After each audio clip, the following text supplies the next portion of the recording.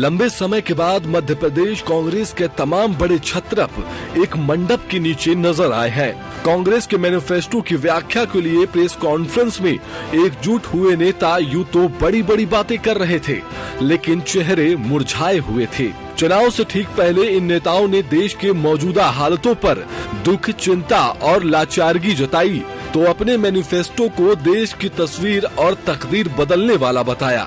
Press conference की शुरुआत प्रदेश अध्यक्ष जीतू पटवारी ने की। जीतू पटवारी युवाओं को न्याय देने पर मुखर थे तो मध्य प्रदेश में युवाओं के साथ होते अन्याय पर चिंतित भी। कांग्रेस के वरिष्ठ नेता विवेक तन्खा वर्तमान हालातों से खुद को पीड़ित बताते नजर आए। तन्खा ने यहाँ तक कह दिया कि इस तरह की व्यवस्था में वह देश में नहीं रहना चाहते। कांग्रेस नेताओं ने देश के लोकतांत्रिक हालातों से लेकर गांव गरीब से जुड़ी हुई स्थितियों पर ऐसी बातें कही मानो देश लोकतंत्र के अब तक के सबसे बुरे दौर से गुजर रहा है। आप ही सुन लीजिए इन नेताओं के देश के वर्तमान हालातों और अपने न्याय पत्र पर क्या विचार रखे। पहला बच्चा जो ग्रेजुएट होके घर में आ गया है और उसको इस बात का एहसास है कि इनकम ऑफ सोर्स बने और उसके आधार पर स्किल ले और स्किल के आधार पर आगे के अपने भविष्य को चुने। ये कांग्रेस पार्टी ने निर्णय लिया कि यूथ के पहली गारंटी जो पक्की नौकरियों ले 1 लाख रुपया 1 साल, 8,500 रुपया पर वर्ष, भर्ती भरोसा, केंद्र की अलग अलग जो व्यवस्थाएं, संस्थाएं, विभाग है, इसमें 30 लाख नौकरियां खाली है। कांग्रेस पार्टी उसका कैलेंडर बनाकर उन नौकरियों को प्रथम दृष्टया भरेगी। 30 लाख पहली पक्की नौकरी। लोकतांत्रिक व्यवस्था में इस तरह के दौर कम ही देखे गए हैं जब विपक्ष के नेताओं की बॉडी लैंग्वेज ही हार की हताशा से भरी दिखे। हालांकि बीजेपी कांग्रेस के आरोप और बड़े नेताओं की लोकतंत्र पर व्यक्त की जा रही लाचारगी से इत्तेफाक नहीं रखती। भाजपा नेताओं ने कांग्रेस के आरोपों को सिरे से नकारते हुए कुछ यूं प्रतिक्रिया दी है।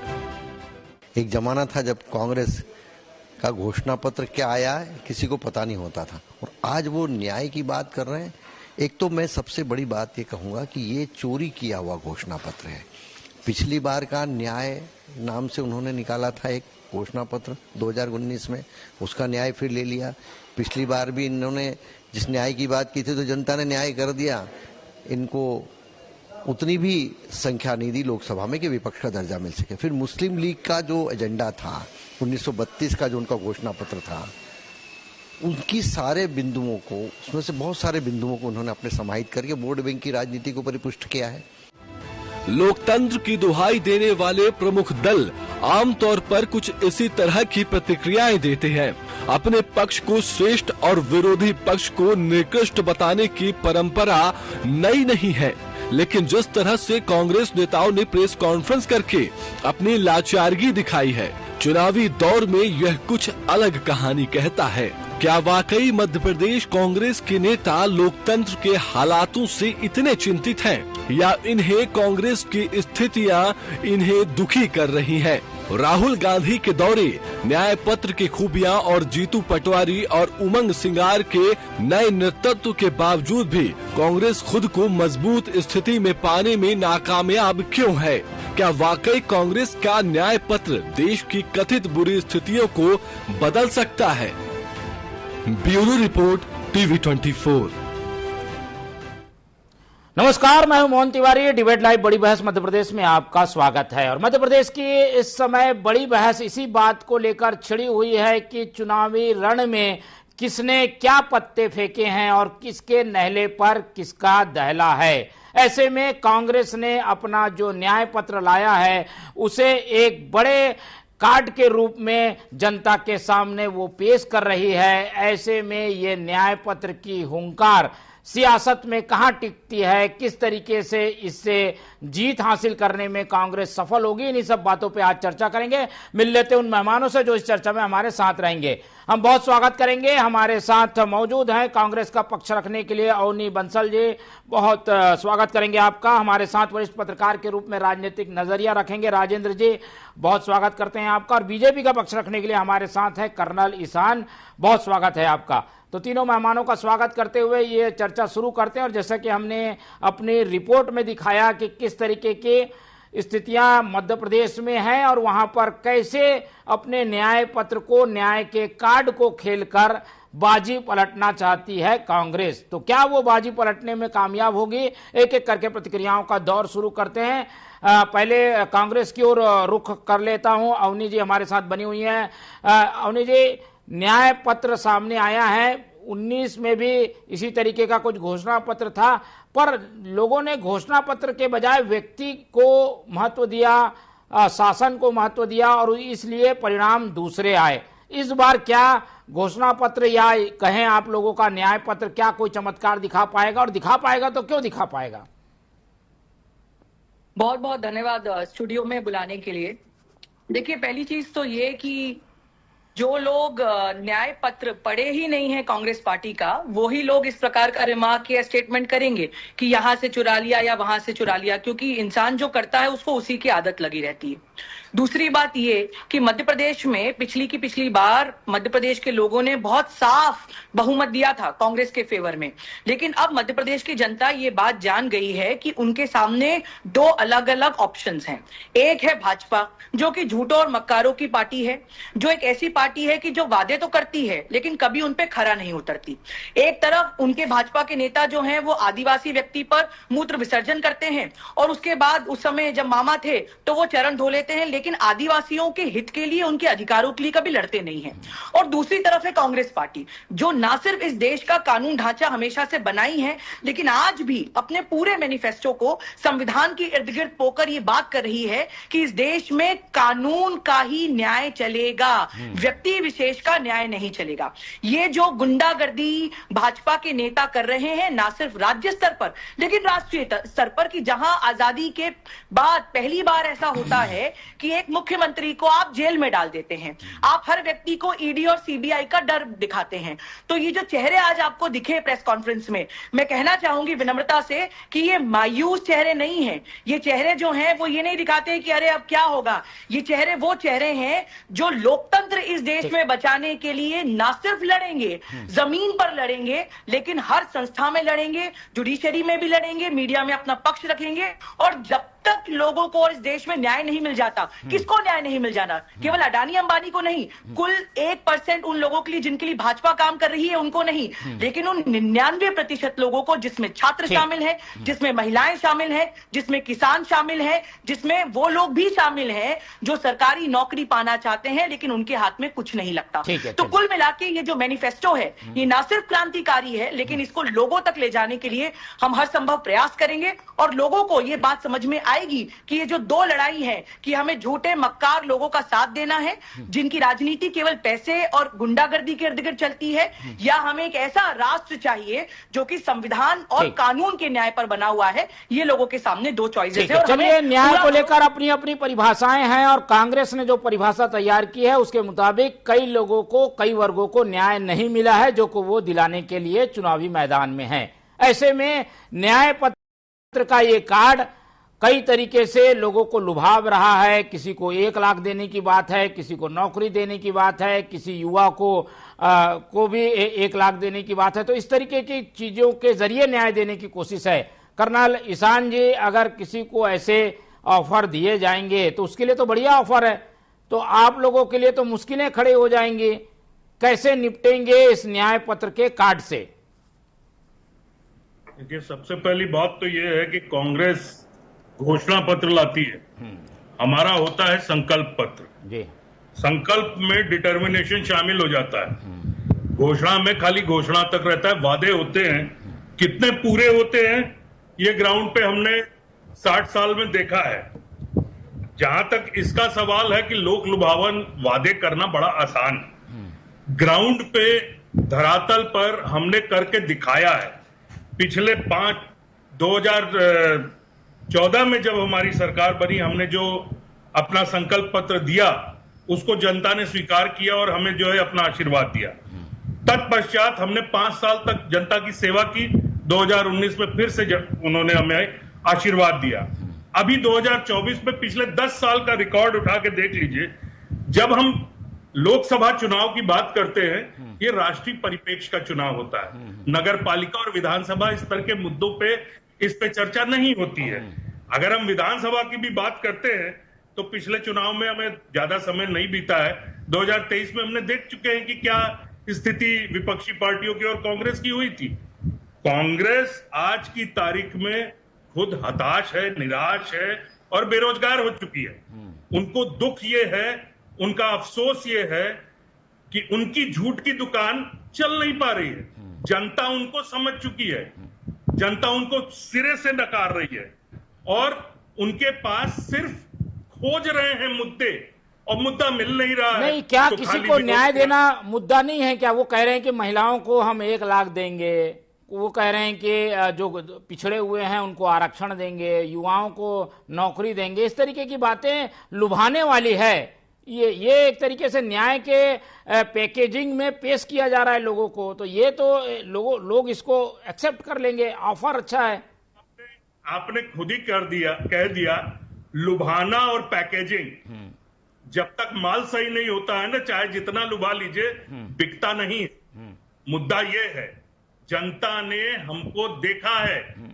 महिलाओं को 33% आरक्षण का मुद्दा कौन लाया? भाजपा ने किया, हमारी सरकार ने किया। महिलाओं के खिलाफ जो 3 तलाक का मुद्दा था उसको कौन लाया? हमारी सरकार लेके आई। आदिवासी मंत्रालय सर्वप्रथम अटल जी की सरकार के समय बना था।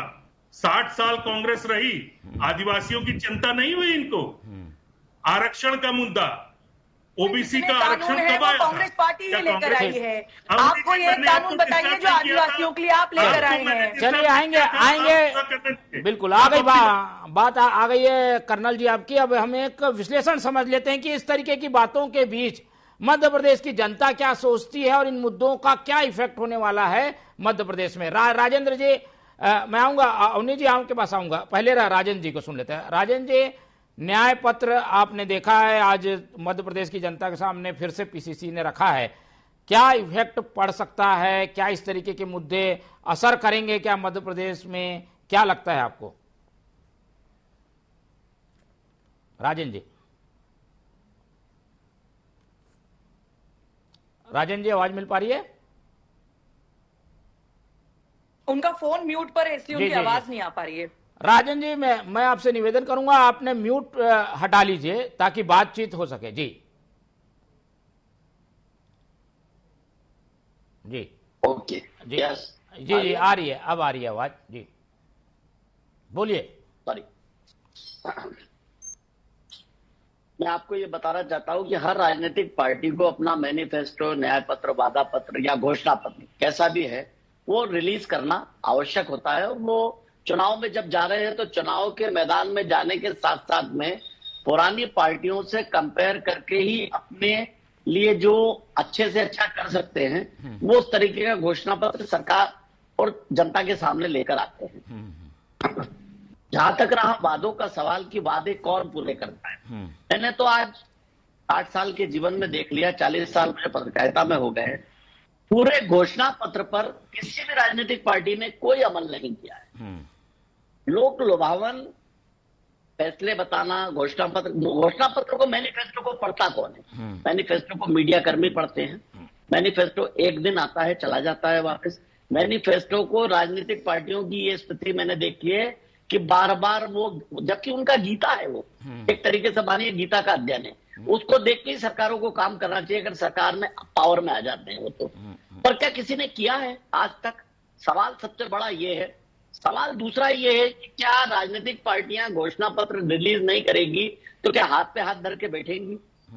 आज तक दोनों दल मुझे ये बता दें कि उन्होंने कौन सा घोषणा पत्र पर पूरा अमल किया। 70%, 65%, 75%, 60% इतना अमल किया है। तो घोषणा पत्र में तो ये लिखना जरूरी है, जो हम करने जा रहे हैं वो दिखाना जरूरी है। अगर दिखा रहे हैं और दिखाने के बाद में अट्रैक्शन बढ़ता है जनता का, तो हो सकता है वोट प्रवाहित होकर कांग्रेस की तरफ मोहर लगाएगा। और पढ़ते को कितने लोग हैं? सबसे बड़ी बात यह है कि क्या घोषणा पत्र घर घर में जाता है, वोटर पर्ची के साथ घर घर के अंदर जाता है, उनको बताया जाता है, ये कहा जाता है। तो ये एक शगल बना रखा है लोगों ने कि घोषणा पत्र रिलीज कर देना मीडिया के सामने, और घोषणा पत्र के अंदर किस तरीके की घोषणाएं की है उन घोषणाओं के बारे में चर्चा करना। लेकिन राजन जी, बिल्कुल राजन जी, अब परिस्थितियां ऐसी बन गई है कि इन्हीं के सहारे जीत हासिल करना चाहती है पार्टी। खासतौर पर कांग्रेस ने तो इसे लोगों तक पहुंचाने का बीड़ा लिया है, क्योंकि उसके घोषणा पत्र में वो चीजें हैं जो लोगों को आकर्षित कर सकती है। तो ये तो एक मजबूरी भी हो जाती है राजनीतिक दल इसे जनता तक लेके जाएं, और कांग्रेस लेके जा रही है। तो क्या इफेक्ट पड़ सकता है, नहीं पड़ सकता, आपका क्या आकलन है? मैंने इफेक्ट पड़ेगा जब नेता लोग इसका जन जागरण करेंगे और नेता लोग इनको बताएंगे, पब्लिक को बताएंगे। वो पब्लिक को बताने का काम कौन करेगा? क्योंकि चुनाव में इतना कम समय होता है कि मैनिफेस्टो को, युवाओं को, यूथ ब्रिगेड को अलग निकालना, ट्राइबल्स को अलग निकालना, महिलाओं को अलग निकालना है। सभी क्षेत्रों के लिए जो जो काम करने जा रहे हैं उनके कानों तक बात पहुंचेगी क्या? अगर उनके कानों तक बात पहुंचेगी तो निश्चित रूप से कहीं ना कहीं इफेक्ट तो पड़ेगा, और इफेक्ट के साथ साथ में बाद में क्रियान्वयन होता नहीं होता है ये तो पावर में आने के बाद पता चलेगा।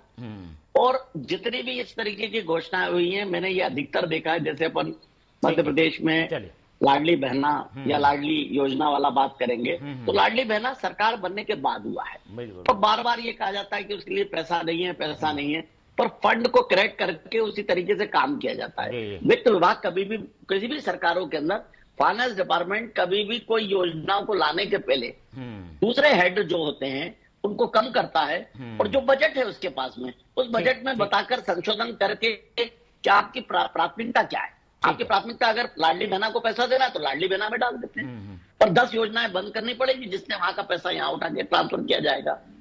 तो घोषणा पत्र का आशय ये होता है, घोषणा पत्र का आशय सबसे पहले पब्लिक के बीच में जाना, पब्लिक के कानों तक बात पहुंचाना, और पब्लिक ने कितना उसको डाइजेस्ट किया है ये महत्वपूर्ण। चलिए, ये महत्वपूर्ण है, और इस काम में दोनों पार्टियों में जोर आजमाइश चल रही है। जो आगे होगा उसका असर हमें देखने को मिलेगा। अवनी जी की ओर चलता। अवनी जी, ये बात डिबेट में भी आ रही है कि एक तो भरोसा चाहिए कि भाई आप घोषणा पत्र पूरा करेंगे, और दूसरी बात ये बात पहुंचा पाएंगे कि नहीं पहुंचा पाएंगे लोगों तक। आपने जरूर घोषणा पत्र जारी कर दिया, पर क्या सड़क में बैठे हुए उस व्यक्ति को मालूम है कि आपके घोषणा पत्र में ये चीजें हैं? बहुत अच्छा सवाल है आपका। मेरा 3 छोटे छोटे बिंदु है, मुझे अपनी बात खत्म करने दीजिएगा। पहली बात तो ये कि इस बार कांग्रेस ने जो एक नया काम किया है, जो मुझे लगता है कि अभी तक किसी पार्टी ने इतने बड़े स्तर पर नहीं किया इस देश में, कि मैनिफेस्टो बनाने के पहले ही हम लोगों के पास गए, पूरे देश भर में गए, लोगों से सजेशन इकट्ठा करके, अलग अलग स्टेक होल्डर से मीटिंग करके, किसानों के साथ अलग, छात्रों के साथ अलग, महिलाओं के साथ अलग, ऐसे करके इतना डिटेल्ड मैनिफेस्टो सामने आया है। तो पहली बात तो ये कि प्रोसेस बनाने की ही डिफरेंट थी। दूसरी बात ये कि जो बीजेपी के प्रवक्ता ने कहा कि ये तो केवल घोषणा पत्र है, शायद उन्होंने भी अभी तक इस डिबेट पे आने के पहले कांग्रेस का मैनिफेस्टो पढ़ा नहीं है। कांग्रेस के मैनिफेस्टो में जो शब्द यूज हुई है वो है गारंटी, और एक गारंटी कार्ड है जिसको कांग्रेस का हर फ्रंटल ऑर्गेनाइजेशन जो है, वो चाहे यूथ कांग्रेस हो, वो चाहे सेवा दल हो, वो चाहे महिला कांग्रेस है, वो लोगों के दरवाजे पर घर घर तक लेकर जा रही है। लेकिन जो तीसरी महत्वपूर्ण बात, जो सबसे महत्वपूर्ण बात गई, मुझे अपनी बात कंप्लीट करने दीजिएगा 30 सेकंड में। जो सबसे महत्वपूर्ण बात यह है कि वादे तो कर लिए जाते हैं, इनको पूरा किया जाता है। क्या राजस्थान में 25 लाख रुपए का जो हेल्थ इंश्योरेंस किया वो हमारी सरकार ने किया। जो मिनिमम सपोर्ट मिला धान को या गेहूं को, वो छत्तीसगढ़ में कांग्रेस की सरकार ने किया। महिलाओं को free travel by the bus हमने प्रॉमिस किया था। एलपीजी का दाम हमने प्रॉमिस किया था। जहां जहां हमारी सरकार थी हमने उसको पूरा करके दिखाया है। लेकिन यही सवाल मैं भाजपा के प्रवक्ता से करना चाहती हूं, आदिवासियों के लिए आपने क्या किया, एक काम बता दीजिए। महिलाओं के लिए आपने एक काम क्या किया पूरा। इंप्लीमेंटेशन में जहां तक रिजर्वेशन बिल की बात है, वो तो हमने आपको सपोर्ट किया था, हमने कहा इंप्लीमेंट करिए, आपने उसको इंप्लीमेंट नहीं होने दिया। एक काम आप ही बताइए जो आपने आपकी घोषणा पत्र में वादा किया और पूरा किया हो। मैंने तो 3 अलग अलग राज्यों के 3 अलग अलग उदाहरण आपको गिनवा दिए, और आप एक गिनवा दीजिए कि ये हमने वादा किया था, गिनवाने के लिए तैयार है। ठीक है कर्नल जी, ये गेंद आपके पाले में आ गई। अब आप लोग ने क्या किया वो बता दीजिए। देखिए, गेंद हमेशा सत्ता पक्ष के पाले में ही रहती है। मैं उम्मीद करता हूं कि अवनी जी मुझे डिस्टर्ब नहीं करेंगी और पूरी बात सुनेंगी, जो भी मैं कह रहा हूं उसको पूरा सुनेंगी। पहली चीज तो ये, इन्होंने कहा कि इन्होंने एक बहुत बड़ी चीज की इस बार कि जो है व्यूज लिए उन्होंने डिफरेंट सेक्शन ऑफ सोसाइटी से घोषणा पत्र बनाने के लिए। अवनी जी और मोहन जी, सब मैं बताना चाहूंगा दर्शकों को कि ये चीज भाजपा 2019 में भी कर रही थी और 2023 के विधानसभा चुनाव में भी मध्य प्रदेश में हमने इसको किया था। अवनी जी, जिस स्तर पे ये हुआ उस लेवल का आर्गुमेंट था, ये नहीं था कि हमने बिल्कुल नहीं किया, पहली बार किया। ये मेरा आर्गुमेंट नहीं था। अपने आर्गुमेंट को संशोधित कर लीजिए। ठीक है, ठीक, चलिए बात पूरी करिए। आप मुझे संशोधित मत करिए, आप सुनिए पहले। आप संशोधित करना शुरू करेंगे, मैं बीच में संशोधित करूंगा। कांग्रेस ने पहली बार ये किया। मैंने कहा इतने लार्ज स्केल पे कांग्रेस ने पहली बार किया। चलिए, आप मुझे गलत मत कोट करिए, सही कोट करिए। बिल्कुल बिल्कुल ठीक है, मैं बिल्कुल सही कोट कर रहा हूँ, आप मुझे नहीं बताइए, आप अपनी बारी में। मैंने ये कहा कि इतने बड़े स्तर पर पहली बार किसी पॉलिटिकल पार्टी ने मैनिफेस्टो के लिए लोगों को संपर्क में किया। हमने किया था, यही बताया मैंने आपको। आप सुन तो रही नहीं है। कहा कि कांग्रेस ने पहली बार लोगों के बीच में गए और भाजपा इसको 2019 से। चलिए, आप अपनी बात पूरी करिए। ठीक, चलिए कर्नल जी, ईशान जी, अपनी बात पूरी करिए। जहां तक इसका सवाल है कि घोषणा पत्र और 3 कार्य इन्होंने गिना दिए, आप ये बताइए, हमने जो मैनिफेस्टो में चीजें लिखी राष्ट्र के लिए, क्या हमने उनको पूरा किया कि नहीं किया? हमारे मैनिफेस्टो में ट्रिपल तलाक का। चलिए आन दीजिए बात, आन दीजिए जल्दी, हमारे पास समय कम रहेगा फिर साथ। ठीक है, चलिए बात ट्रिपल तलाक की बात थी, हमने उस पर वादा पूरा किया। महिला आरक्षण की बात थी, हमने उस पर पूरा किया। आपने उसको इम्प्लीमेंट नहीं होने दिया। अवनी जी, आप ऐसे तो सारी पार्टियों ने सपोर्ट किया था, हमारा भी पूरा सपोर्ट था। चलिए अवनी जी, आपको पूरा मौका मिला है, आपकी पूरी बात आई है, एक बार इनको सुन तो लीजिए। हाँ, एकदम मुद्दे पे आते हैं। ये ईशान जी, कांग्रेस के घोषणा पत्र से बेहतर आप लोग रहेंगे, इसके लिए क्या आप पॉइंट गिनाएंगे? ये गिना दीजिए ईशान जी। मैं जो बोल रहा हूं मुझे बोलने नहीं दे रहे हैं, बीच बीच में डिस्टर्ब करिए। हाँ जी, चलिए बोलिए ईशान जी। तो अपने बाधिक जो हम अपने संकल्प पत्र में लाए उसको धरातल पे हमने किया है और वो जनता जानती है। हमारी चीजें, हमने महिलाओं के लिए क्या किया, हमने आदिवासियों के लिए क्या किया, हमने किसानों के लिए क्या किया, हमने युवाओं के लिए क्या किया, ये सारी चीजें। तो पैसा जानता है और ईवीएम जानती है। चलिए, समय की बाध्यता है, आगे ईशान जी की बात हो जाती है। शुरू हो गया, फिर ईवीएम पे होना शुरू कर दिया। पावर में होने के बाद भी एक ऐसा पॉइंट नहीं गिनवा पाते कि हमारे मैनिफेस्टो में ये था और हमने इसको कर दिया। आपके दिमाग में आता है विमेन रिजर्वेशन पे, जिसको आप इम्प्लीमेंट नहीं करने दिए। अभी एक्टिव होने की जरूरत नहीं है, आपको बहुत मौका मिलेगा 4 जून के बाद। अरे हमको तो मौका ही मौका है, हमको मौका ही मौका है, हमारे मौका की चिंता मत करिए। राजेंद्र जी की ओर फाइनल कमेंट ले लेते हैं। दोनों पक्ष अपनी अपनी बातों पर अड़े हुए हैं और कोशिश ये है कि हमारे पास जो चीजें हैं वो जनता को पसंद आएगी। राजेंद्र जी, आपका क्या आकलन है मध्य प्रदेश के संदर्भ में? राजेंद्र जी, आप अपनी बात बोलिए। राजेंद्र जी सर म्यूट पर हैं। राजेंद्र जी आप म्यूट जी। चलिए बोलिए जल्दी, समय। यस, बताइए। हम फाइनल कमेंट चाह रहे थे कि कांग्रेस ने अपना न्याय पत्र का कार्ड खेल दिया है, बीजेपी का घोषणा पत्र आना है, लेकिन उनके पास सरकार के काम हैं। इस बीच जनता किस तरीके से इन दोनों चीजों को एक्सेप्ट कर रही है मध्य प्रदेश के संदर्भ में? अभी तो देखिए, मैं आपको एक बात बताना चाहता हूँ, जिस तरीके का एक मार्केट बना हुआ, ट्रेंड बना हुआ है या हवा बनी हुई है, हवा तो आज की तारीख में अगर देखा जाए तो भारतीय जनता पार्टी के साथ है। परंतु घोषणा पत्र वो कैसा भी ले आए, कुछ भी ले आए, सब कुछ हो जाए, राम राज्य की स्थापना हो जाए। जब राम जी के नाम पर वोट लेना है आपको, तो फिर बातचीत का कोई काम नहीं होता। हर बच्चा राम का और भाजपा के काम का। जब इस तरीके की बातें आएंगी तो ये मान के चलिए, जब सांप्रदायिकता की बात आती है या धर्मनिरपेक्षता की बात आती है, तो उस तरीके के बात में हम ये नहीं कह सकते हैं कि कोई घोषणा पत्र कहीं काम करेगा। ये इसमें नो डाउट। मैं हमेशा ये कहता हूं कि आने वाली सरकारों ने, पहले की सरकारों ने, बाद की सरकारों ने, सबने काम किया है। इस देश को ऐसे आगे नहीं बढ़ाया 75-76 साल के अंदर। 75-76 साल के अंदर सबका कंट्रीब्यूशन, उस कंट्रीब्यूशन को एक दूसरे को सराहना चाहिए, ना कि कोसना चाहिए। ये कह के कि आपने ऐसा नहीं किया था, आपने वैसा किया था। अरे सब मिलकर इस देश को आगे बढ़ाने की बात करें तो बहुत अच्छा होगा। चलिए मिलकर सब बढ़ाना चाहते हैं जी। ठीक है, चलिए ये क्योंकि चर्चा लंबी हो जाएगी, हम कोशिश ये करेंगे कि सियासत में, क्योंकि चुनाव है तो अपनी अपनी बातों को दोनों पक्ष रख रहे हैं, देखना ये होगा कि किसकी बात को जनता स्वीकार कर रही है। अवनी जी, जरूर आपके पास काफी कुछ होगा, लेकिन हमारे पास समय कम है, इसलिए इस चर्चा को यहीं खत्म करेंगे। अवनी जी हमारे साथ जुड़े, उनका बहुत धन्यवाद। राजेंद्र जी हमारे साथ थे, उनका बहुत धन्यवाद। और कर्नल ईशान जी ने हमें अपना समय दिया, उनका भी बहुत बहुत धन्यवाद। तो तीनों मेहमानों का धन्यवाद करते हुए आज की ये चर्चा यहीं खत्म करते हैं और आप लोग से रखते हैं उम्मीद कि आप लोग देखते रहेंगे TV24। रखिए अपना बहुत ख्याल।